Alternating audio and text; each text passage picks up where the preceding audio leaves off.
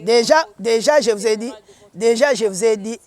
vous ai dit, même à l'IDPS, s'il faut parler de l'autorité morale, c'est le fait Etienne et Tshisekedi Wamulumba. Son Excellence, Monsieur Félix-Antoine Tshisekedi Tshilombo, n'est pas l'autorité morale de l'IDPS. Encore moins le secrétaire général. Parce que les valeurs véhiculées dans l'IDPS, ce sont les valeurs du fait Etienne Tshisekedi Wamulumba. Il faut que nous comprenions l'autorité morale comme la personne qui... la personne pensée du parti. La personne qui a donné les lignes de conduite. Mais pas les personnes qui dirigent le parti. Si celle-ci se transforme en des autorités morales, c'est là où j'ai dit qu'ils deviennent des patrons. Et quand ils deviennent des patrons, c'est fini, il n'y a plus de jeu démocratique au sein du parti. Mais au moins, par la manière de faire de ce parti, l'Union pour la démocratie et le progrès social, nous pouvons encore sentir un peu ces jeux continuer à se jouer. Parce que jusqu'à aujourd'hui, je crois que les seuls partis où les directoires, où les cadres tiennent encore compte de ce que disent la base, c'est l'IDPS. Donc en dehors de ces partis-là, je crois que tous les autres partis, ce sont des boutiques, ce sont des entreprises privées, ce ne sont pas des partis politiques, ce sont des entreprises. Ce sont des histoires boutiquées pour marchander les fonctions politiques. Ça n'a rien à voir avec les partis politiques. Et je crois que ce sont des patrons, ce ne sont pas des autorités morales. Donc je pense que c'est une notion en principe que doit bannir tout intellectuel congolais, tout homme, tout acteur politique congolais. Merci beaucoup. Alors, maître, parlons la question du blocage de l'Assemblée nationale avec le confrère Benjamin.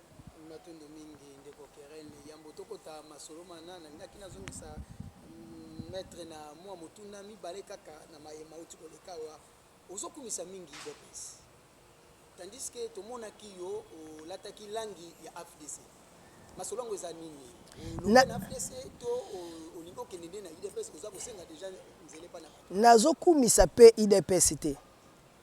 Mais nazoloba ba fait oyo nazo constater nazomona na société.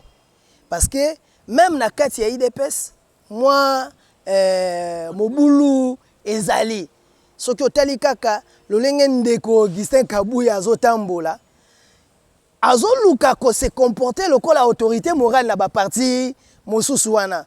Mais eloko na okumisa na IDPS ezali base oyo ezali un peu plus éveillé oyo ezoye batangu nyonso ko réclamer pona kozongisa ba cadre na bango na nzela. Moi mobulu pesa eza kuna la kati. Donc eloko ezo sepelisa ngai nde yango wana.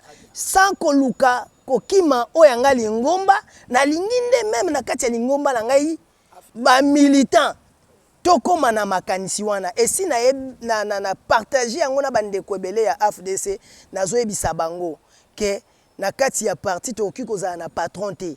Tozali lingomba ya batu basepeli kosangana pona kotia makanisi pona koluka kozwa ebonga ya kibokonzi pona kokamba mboka. Ezosenga biso nyonso totia maele na biso, totia misolo na biso, totia makasi na biso, totikela moto moko te, totikela nani ndeko baati te biso nyonso totia maboko na biso de manière à ce que bakobengana ngai te parce que nazosunga kutu ndeko baati pona kotalisa ete esengeli te anyukola libota na ye na kobimisaka misolo ya poche ya ndako na ye pona makambo ya parti politique. Alors motuna mosusu na ngaki na tuna pona leka na motuna bapesi ngai ezali ete olobi bakombo ebimaki na matadi awa bapibliaki bakombo oyo ebani te. Yo lingaki kombo na ebima lokolo ebimite olingi o rejoindre ndeko nanga to likambo nini? Non, ko rejoindre ndeko nanga nga jamais na kotika ko rejoindre ndeko nanga parce que ba esengeli to yeba soki olingi obundele loko ozobundele loko nini. Soki ndeko nanga azobundela ba carré minier na ye o ba botolaki ngai babotolinga eloko te ngai bayibinga mpe eloko te non soki nabi bayibinga mpe eloko moko te, c'est-à-dire nazondimela ke exercice démocratique ezali exercice oyo esengeli koyeba lolenge nini kosala yango te. Mba mususu mpe nakoki kozala na longi me balobi me na poli me natali baparametre ebele ndeko Benjamin oyo kai masolo ya cour constitutionnel oyo kai masolo ya oyo bakendaki cour constitutionnel nini esengelaki nakende koteka nateka ndako mpo nazongela ebonga na ngai te biso tolingi tobunda bongo te biso tolingi tobunda na bosolo, c'est-à-dire soki nalongi bango kuna nalingi nde peuple na ngai à se comporter de manière à ce que bao bayibaka na bazesu na makoki akoyiba te. Christophe Mboso akangi masolo aboyi makambo matambola po elongo bandi élection sengeli ke sele male wi ya mwa otozali ya me kasi bapusi yango kutelinga ke bimate nzambi soki pétition esalemaki te ya 11 députés nationaux nde tango mosusu alingaka sala te blocage wana yo ndenge oza komona est ce que makambo makotambola malamu na tango ya deuxième mandat ya mwana mboka Félix nyonso wana ezali makambo oyo esengeli to banir moto moko akoki koluka abloke mboka mobimba te totika balangage ya koloba alingi abloke monsieur Mboso jusque là azali député national lolenge moko na ba député nyonso atako provisoirement akoki kokamba bureau ndi yango epesi makoki te po a bloqué, nini. Moi distraction biso ba juriste tolobaka moi dilatoire ya mokolo moko mibale misatu egosi la kaka. Suka o esengeli salama ekosalama. Mais ici ce qui est plus important esengeli to beta cete to ko bloquer mboka te à cause ya moi buzoba wana. Mutu na mutu esika azali na o esengeli na ya sala asala yango.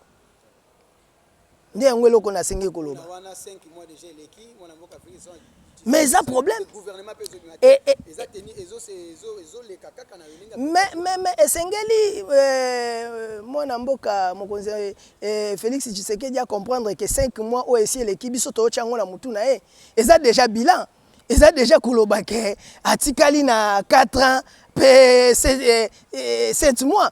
Donc na suka lisusu ekozala te ke ote babande ko bloquer nga na ndeko Mboso te biso tozo constater que déjà tango ezokende ngunge ezokende donc ndeko Judith azo perdre batant o esengela ki déjà mikotisa na musala pona akamba mboka.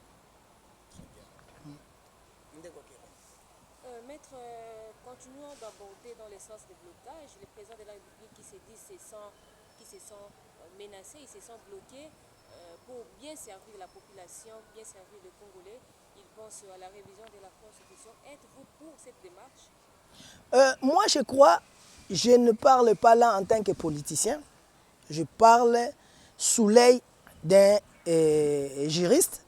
J'ai eu à éplucher la Constitution du fond en comble.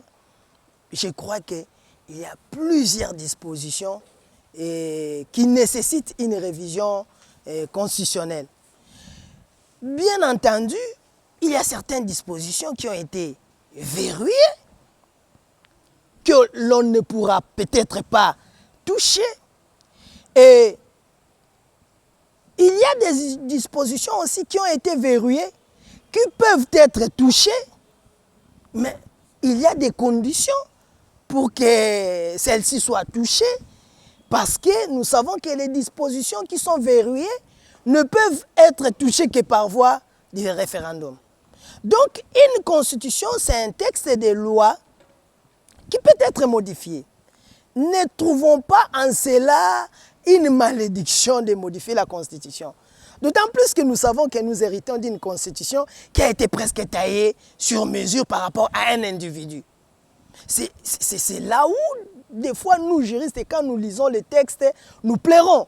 Nous plairons dans ce sens que même ceux à qui on attribue, on accorde cette responsabilité, parce que le texte est voté au Parlement, mais avant qu'il soit soumis au Parlement, il y a un groupe de juristes qui élaborent, qui réfléchissent, mais quand vous lisez plusieurs dispositions de cette Constitution, si vous comprenez, si vous savez manipuler les textes des lois, vous devez plairer. Parce que les personnes qui ont rédigé la Constitution que nous avons jusque-là, apparemment étaient plus préoccupées à sauvegarder les intérêts d'un individu à l'époque. Ça ne sera pas le même cas. C'est ce